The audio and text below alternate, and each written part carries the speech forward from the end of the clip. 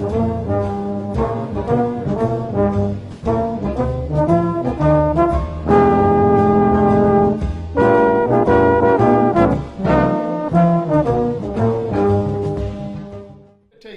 on, since we were talking about, the job situation. I went over to Europe after the Army, played a couple of years in Amsterdam, and it was really good for me. It was to find the connections, obviously, for the instrument companies and the like.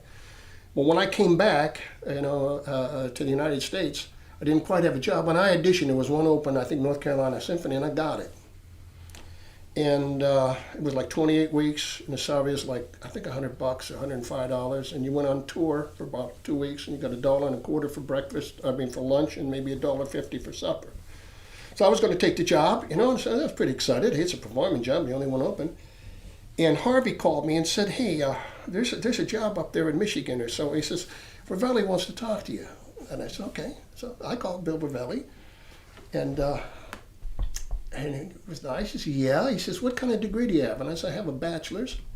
He said, well, call me when you get a master's. And I said, you won't believe this, what I said. I said, well, you want a play or you want a degree, And Ravelli giggled. I guess because I'm Italian, I got the right connection right away. And he giggled and he says, Dan, look, he says, how much money did you spend in your education? Figure it out. He says, you're going to take a job that pays that much? He said, look, my advice to you, go get a master's and then call me. I got a master's in Illinois, opened up, boom.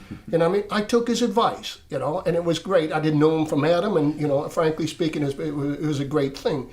And, your life gets at the right place at the right time, and there's no turning back, okay?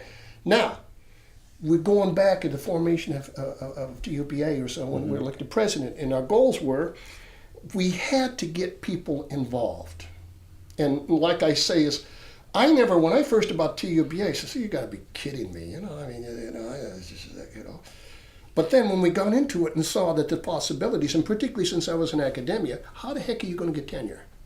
Everybody else publishes, the theorists and all that, we're going to do that. So the idea is Winston's doing this journal and the like, and we encourage people to write.